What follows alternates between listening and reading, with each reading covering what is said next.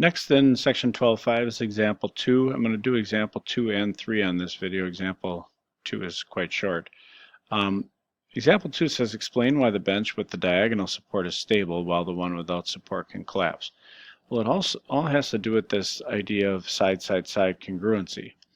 On the bench on the right, you notice that all we have is a four-sided figure, a quadrilateral, that looks like a rectangle.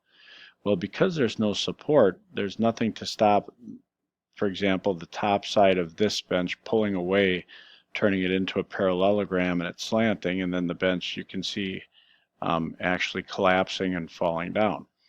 This one can't do that because of this brace here, creating these three sides of a triangle. The support on the left here, the bench itself, and then the diagonal support creates a congruent triangle with this support here. This side couldn't pull away, okay, just as this side couldn't because it's attached there. So your bench on the left, because there are three fixed sides in congruent triangles, the side-side-side congruency makes this one more stable. Okay, so side-side congruency increases the stability of this bench. Okay, so just a little interesting note about side-side-side congruency. Now, in this next theorem, and it's very similar to the side-side-side theorem, but this is called hypotenuse leg. If the hypotenuse and a leg of a right triangle are congruent to the hypotenuse and leg of a second triangle, then the two triangles have to be congruent. We call that HL, hypotenuse leg.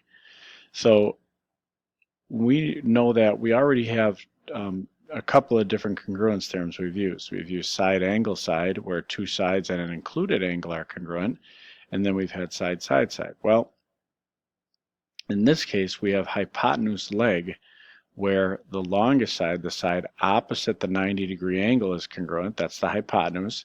And one of the legs, it doesn't matter which one, if it's a right triangle and you have a hypotenuse and a leg that are congruent, then automatically those two triangles must be congruent in that case. Okay, so let's take a look at this and write a proof. Here I have WY is congruent to XZ. Now, because these two triangles overlap, what I've done here, and what's always a good idea when you have overlapping triangles, is to redraw the triangles separately. So WY is congruent to YZ, or XZ, sorry. And WZ is perpendicular to ZY. So WZ and ZY, remember this symbol right here means perpendicular. That means this is a 90-degree angle. Then XY is perpendicular to ZY. XY perpendicular to ZY, so that's also a right angle. So we have two right triangles here. Now, can I prove these two triangles are congruent? Well, again, I got two pieces here are congruent to two pieces here. I need one other thing. Well, as they overlap, you see that they both contain this same side, ZY. So ZY is again congruent to itself. So segment ZY is congruent to segment ZY, and as we've seen many times so far, that is a reflexive property. Well, now I have three things. What three things do I have? Well, I have two sides of a right triangle, and one of the sides is the hypotenuse, so WY and ZX are the hypotenuse of each triangle, and then a leg.